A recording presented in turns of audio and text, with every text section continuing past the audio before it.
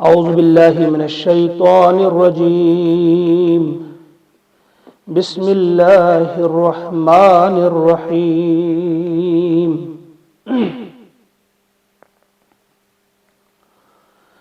اللہ یبسط الرزق لمن یشاء ویقدر وفرحوا بالحیاۃ الدنیا وما الحیاۃ الدنیا فی الآخرۃ الا متاع صدق اللہ العظیم۔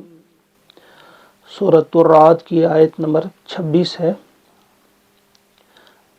اللہ کا ارشاد ہوتا ہے اللہ ہی ہے یبسط جو فراخی عطا کرتا ہے الرزق رزق میں، جو رزق میں فراخی کشادگی عطا کرتا ہے لمن یشاء جس کے لیے وہ چاہتا ہے، یعنی جس کے لیے یا جس کے حق میں اللہ تبارک و تعالیٰ چاہتا ہے اس کے رزق میں کشادگی عطا فرماتا ہے، بہت اسے دیتا ہے۔ وہ یقدر اور جس کے بارے میں چاہتا ہے اسے نپا تلا دیتا ہے۔ اب دیکھتے ہیں نا اپنی آس پاس کچھ لوگ ہیں جن کو بہت اللہ نے دولت دے رکھی ہے، اور کچھ ایسے ہیں جن کو نپا تلا دیا جاتا ہے کہ مشکل سے ان کی گزر اوقات ہوتی ہے، مشکل سے ان کا پیٹ پلتا ہے۔ وہ فرحوا بالحیات الدنیا اور یہ لوگ مگن ہیں دنیا کی زندگی میں، خوش ہیں بس اسی دنیا کی زندگی میں۔ وما الحیات الدنیا فی الآخرۃ اور نہیں ہے یہ دنیا کی زندگی فی الآخرۃ آخرت کے مقابلے میں الا سوائے متاع کے، متاع حقیر۔ متاع صافی میں نے کہا تھا آپ کو پہلے بھی کہ جس سے برتن وغیرہ صاف کیے جاتے ہیں یا جس سے پونچھا وغیرہ لگایا جاتا ہے نا، اس کی کیا قیمت ہوتی ہے اس کپڑے کی؟ کچھ بھی نہیں ہوتی ہے۔ وہ جو صافی ہوتی ہے برتنوں کو صاف کرنے وغیرہ کے لیے، وہ اس کی کوئی حیثیت ہی نہیں ہوتی ہے۔ کہ دنیا کی زندگی اگر کتنا ہی کسی کے پاس دنیا کا مال و متاع ہو تو آخرت کے مقابلے میں بس وہی صافی ہے۔ تس آسن بس سوائے آسن۔ تو کیا فرمایا جا رہا ہے؟ وہ جو اس وقت کے لوگ تھے وہ کیا کہتے تھے کہ بھائی دیکھو اگر نبی ہونا چاہیے تھا تو وہ تو فلاں ہونا چاہیے تھا، اس کے پاس اتنی دولت ہے، وہ بڑی عزت والا ہے۔ ان کے نزدیک عزت کا جو معیار تھا دولت تھی، وہ جس کے پاس جتنی دولت ہو وہ اتنا قابل عزت ہے۔ تو وہ کہہ رہے تھے محمد عربی صلی اللہ علیہ وسلم ان کے پاس تو زیادہ دولت تھی ہی نہیں، اس کے پاس کیسے نبوت آ گئی؟ تو اللہ تعالیٰ نے جواب دیا کہ بھائی یہ کوئی معیار نہیں ہے، اللہ کی اپنی مشیت ہے، اپنی مرضی ہے، اپنی چاہت ہے۔ کسی کو بہت دولت دیتا ہے وہ بھی آزمانے کے لیے ہوتی ہے، کسی کو غربت دیتا ہے، وہ تنگی دیتا ہے، یا بالکل نپا تلا رزق دیتا ہے، وہ بھی اس کی آزمائش کے لیے ہوتا ہے۔ اللہ کی اپنی مرضی ہے کس کو کیسے آزمائے، کسی کو دے کر آزماتا ہے اور کسی سے لے کر آزماتا ہے۔ تو فرمایا کہ ایسا نہیں ہے کہ جو دولت مند ہے وہی عقل مند ہوگا، وہی اس قابل ہوگا کہ اسے نبوت ملے، وہی اس قابل ہوگا کہ اسے امارت ملے، امیری ملے۔ وہ فرحوا بالحیات الدنیا، یہ تو مگن ہے اس دنیا کی زندگی میں، بس جو کچھ ہے تو دنیا ہی ہے۔ وہ مل حیات الدنیا، مگر ان کو معلوم ہونا چاہیے کہ یہ دنیا کی زندگی جو ہے فی الآخرت آخرت کے مقابلے میں کیا ہے؟ کچھ بھی نہیں، الا متاع، ایک متاع حقیر ہے، کچھ بھی نہیں ہے۔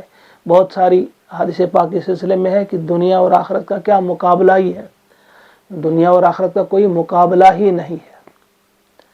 دنیا میں کسی کے پاس کتنے خزانے ہوں، جب آخرت میں دیکھے گا نا، وہ آخرت کی وہ نعمتوں کو دیکھے گا تو اس کی آنکھیں جو ہیں کھلی کی کھلی رہ جائیں گی کہ میں نے اس عظیم زندگی کے لیے، میں نے اس ہمیشہ اور ہمیشہ رہنے والی زندگی کے لیے چند دنوں کی زندگی جو ہے اس کو ترجیح دی، میں نے آخرت کی زندگی کو قربان کیا اس چند روزہ زندگی پر۔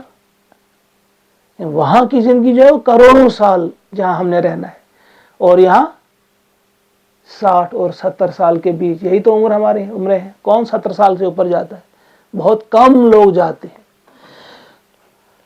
اور پھر فرمایا وَيَقُولُ الَّذِينَ كَفَرُوا، کہتے ہیں یہ لوگ جنہوں نے کفر کیا ہے، یہ اہل کفر، یہ منکرین حق، یہ کیا کہتے ہیں؟ لولا انزل علیہ آیۃ من ربہ، کہ اس شخص پر اللہ تعالیٰ کی طرف سے کوئی آیت، کوئی نشانی کیوں نہ اتری۔ وہ کہتے ہیں اگر یہ نبی ہیں تو کوئی جو ہم نشانی مانگ رہے ہیں وہ کیوں نہیں اتر رہی ہے؟ حالانکہ بہت سارے معجزات دکھائے گئے تھے، لیکن وہ ایک کے بعد دوسرے معجزے کی فرمائش کر رہے تھے. کہا ان پر کوئی معجزہ کیوں نہیں رونما ہو رہا ہے، کوئی خاص نشانی کیوں نہیں دکھائی جا رہی ہے؟ قل، آپ کہہ دیجئے اے نبی صلی اللہ علیہ وسلم، ان اللہ یضل من یشاء، بے شک اللہ تعالی جسے چاہتا ہے گمراہ ہی رہنے دیتا ہے. اس کا ایک مطلب یہ بھی گمراہ کرتا ہے، تو گمراہ کرنے سے یہ مراد ہے کہ جو گمراہ ہونا چاہتا ہے اللہ تعالیٰ زبردستی اس کو کھینچتا نہیں ہے. گویا اگر ان کے ساری فرمائشیں جو ہیں وہ پوری کر دی جائیں، یہ پھر بھی ایمان لانے والے، کیا یہ کم معجزے تھے کہ انہوں نے اپنی آنکھوں سے دیکھا؟ حضور علیہ الصلوۃ والسلام نے چاند کے 2 ٹکڑے کیے، معلوم ہے نا آپ کو، چاند کے 2 ٹکڑے کیا، کیا وہ چھوٹا سا کوئی معجزہ تھا؟ کیا ان کے سامنے یہ جو کہہ رہے تھے فلاں فلاں کام کرو، انہوں نے آپ ان کے ہاتھ میں، اس کافر کے ہاتھ میں جو تھی وہ کنکر، وہ بول پڑے لا الہ الا اللہ، کیا وہ چھوٹا معجزہ تھا؟ اس کے علاوہ بے شمار معجزے، مگر یہ ایک کے بعد دوسرا معجزہ طلب کرتے تھے. فرمایا اصل میں جس کو گمراہ رہنا ہے اللہ تعالیٰ اس کو زبردستی کھینچ کر نہیں لاتے. اگر اللہ تعالیٰ چاہتے تو سب کو ہدایت دیتی، تو اللہ کے اختیار میں ہے، لیکن وہ یہ چاہتا ہے کہ معجزوں کو دیکھ کر نہیں، بلکہ اس آیات جو ہے نا، آیات انفس اور آفاق میں، یعنی انسانوں کے اندر اور اس کائنات کے اندر جو نشانیاں ہیں ان پر غور کر کے انسان اسلام قبول کرنا چاہیے، قرآن کے قریب آنا چاہیے، حضور علیہ الصلوۃ والسلام کو نبی تسلیم کرنا چاہیے. اس میں بہت ساری نشانیاں ہیں، یہ معجزوں کے ہی پیچھے کیوں پڑے ہیں؟ تو فرمایا قل، آپ کہہ دیجئے ان سے، ان اللہ یضل من یشاء، اللہ تعالیٰ گمراہی رہنے دیتا ہے جو جس کے بارے میں وہ چاہتے ہیں رہے گمراہ. وَيَهْدِي إِلَيْهِ، اور ہدایت دیتا ہے اپنی طرف آنے کی، یعنی اپنی طرف بلاتا ہے، ہدایت دیتا ہے کس کو؟ من اناب، جو اس کی طرف رجوع کرے. یعنی ہدایت اسی کو ملتی ہے جو اللہ تعالیٰ کی طرف رجوع کرے، یعنی جو اس کا طالب ہو، جو چاہتا ہو. پہلا سٹیپ، پہلا قدم بندے نے اٹھانا ہے.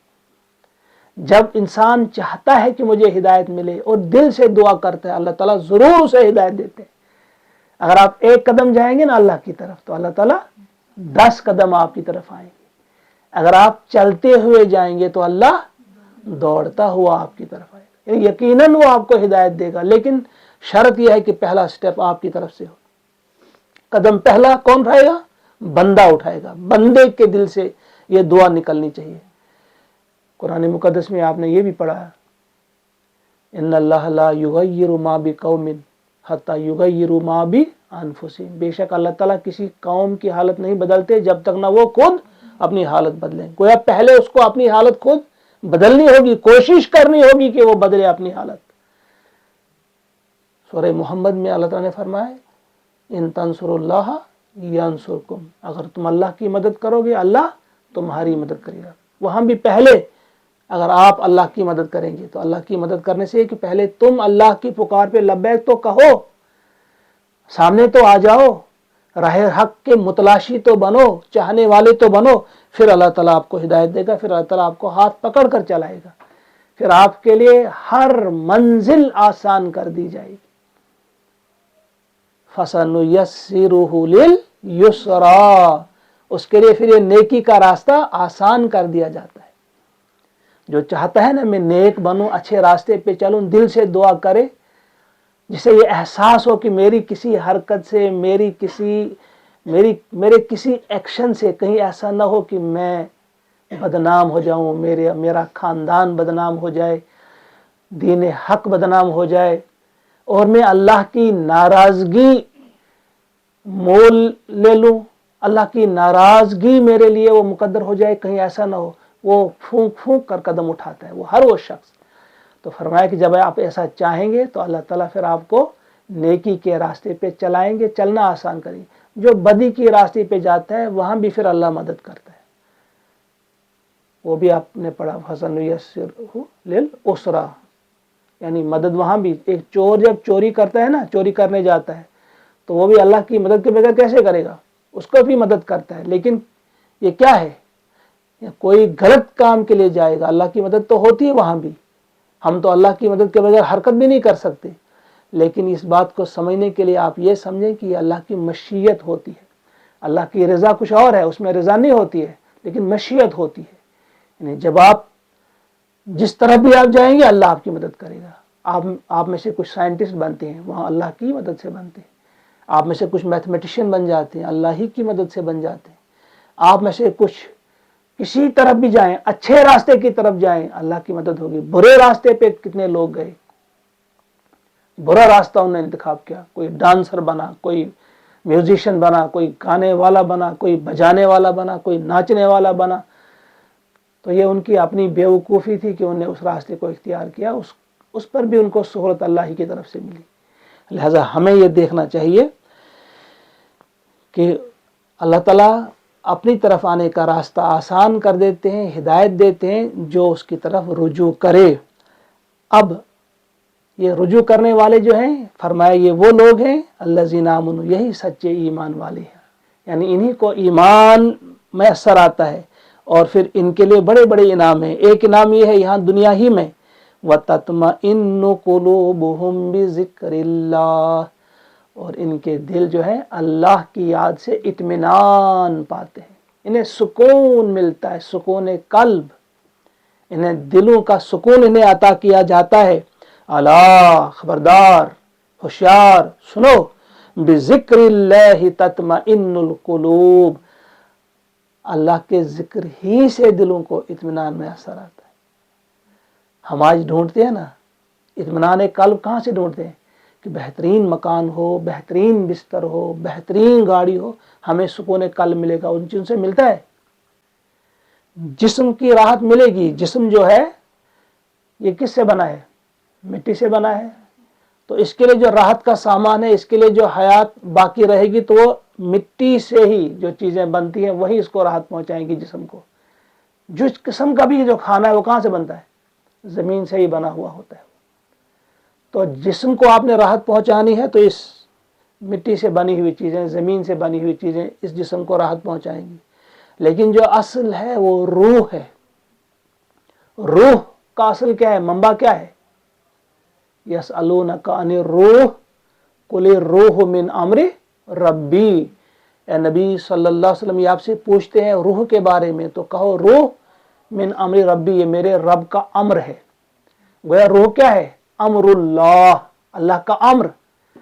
تو اس کے لیے اگر آپ کو چاہیے نا سچ میں آپ کو سکون قلب چاہیے، تو روح اللہ کے لیے ذکر اللہ کی ضرورت ہے۔ اگر آپ روح کی تسکین چاہتے ہیں، قلب کی تسکین چاہتے ہیں، اطمینان چاہتے ہیں، تو وہ اللہ کے ذکر میں ہے، ذکر اللہ میں ہے۔ وہ اچھے کھانے میں نہیں ہے، اچھے پہننے میں نہیں ہے، یاد رکھنا یہ بات۔ تو یہ فرمایا جا رہا ہے الا بذکر اللہ تطمئن القلوب، اللہ ہی کے ذکر میں، اللہ ہی کی یاد میں اطمینان ہے دلوں کا۔ ابھی اللہ کا ذکر کیا ہے؟ اس کی کیا صورتیں ہیں؟ کیا ہے پتہ ہے آپ کو؟